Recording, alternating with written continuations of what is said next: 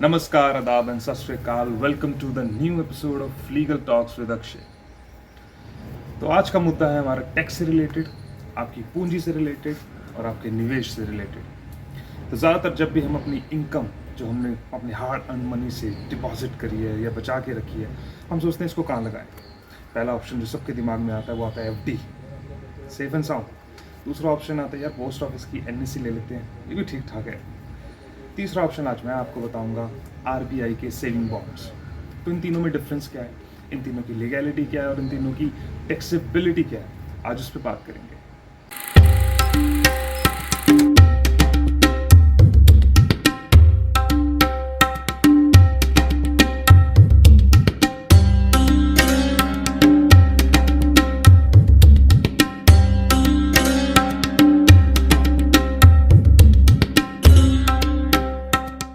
सबसे पहले बात कर लेते हैं एफडीज़ की, जो भारतीय समाज में ट्रेडिशनल सोर्स ऑफ इन्वेस्टमेंट रहा है, क्योंकि इसमें रिस्क है ही नहीं, यानी नामात्र है, और आपको एक stable income, regular income time to time मिलती रहेगी।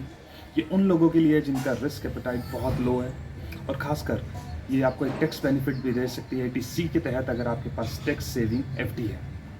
तो अगर आपको एक स्टेबल इनकम चाहिए, रिस्क कम चाहिए, तो ज़रूर जाइए। इसका इंटरेस्ट रेट आज वेरी करता है बैंक टू बैंक। कोई बैंक 6.7 दे रहा है और कोई इसको 7.1 तक दे रहा है।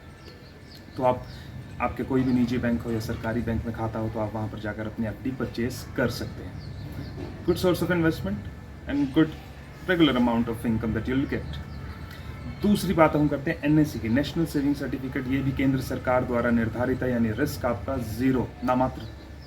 इसमें आपको क्या करना है, इसमें भी आपको आप जाना है पोस्ट ऑफिस में। पोस्ट ऑफिस में आपको एनएससी परचेज कर सकते हैं। मिनिमम अमाउंट आपका 1000 है और मैक्सिमम अमाउंट की कोई लिमिट नहीं है। तो ये एक अच्छा आपके लिए हो सकता है अल्टरनेट।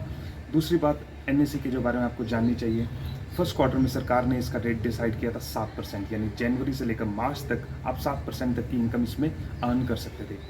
आज हम अप्रैल एंड में बैठे हैं और साथ सरकार ने इसका इंटरेस्ट रेट कर दिया 7.7%, जो कि एफडी से काफ़ी गुना ज़्यादा है। इसका अलग बेनिफिट क्या है, आप 80C के तहत इसकी भी आप डिडक्शन ले सकते हैं, यानी आपकी एक टैक्स सेविंग भी करेगी, good regular amount of income दे देगी एफडी से ज़्यादा, और साथ ही साथ आपको एक रेगुलर इनकम जो आपको चाहते हैं वो मिलेगी, बट वो 5 साल के लॉक इन पीरियड बाद। ये आपको रेगुलर इनकम सेमी एनुअली या क्वार्टरली नहीं देगी। ये आपको 5 साल के बाद जो उसका लॉक इन पीरियड खत्म हो जाएगा, तब आपको एक एक्यूमुलेटेड अमाउंट, अच्छा खासा लमसम अमाउंट मिल जाएगा। तीसरी चीज़ जो आप मैं बात करने वाला हूँ वो है आरबीआई के फ्लोटिंग रेट बॉन्ड्स। ये भी सेविंग बॉन्ड्स हैं और इनका रेट निर्धारित होता है एनएससी बॉन्ड से। यानी अगर आज एनएससी की अगर हमने सरकार ने रखी है 7.7 इंटरेस्ट, तो ज़्यादातर ये देखा गया है कि आरबीआई अपने फ्लोटिंग रेट बॉन्ड्स का 0.35% इससे ज़्यादा रखती है।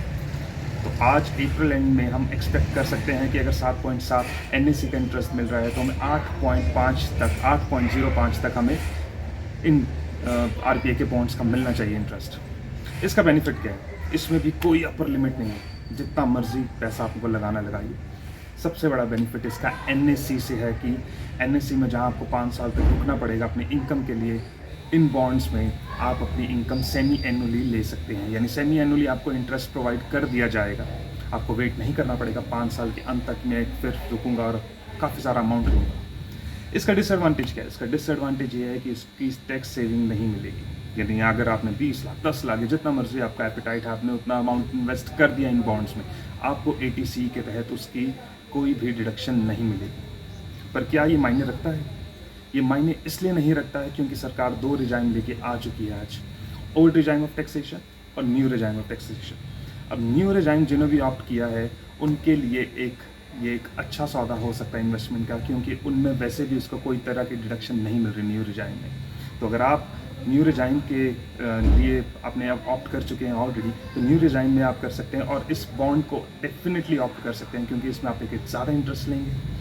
आपको अगर न्यू रिजाइम में आपको लोअर रेट ऑफ टैक्स देंगे, plus and 8.05 effectively expectedly 8.05 is really good prospect for your investment. So अब आप किस में जाना चाहेंगे, एफडी, एनएससी या फिर बॉन्ड्स?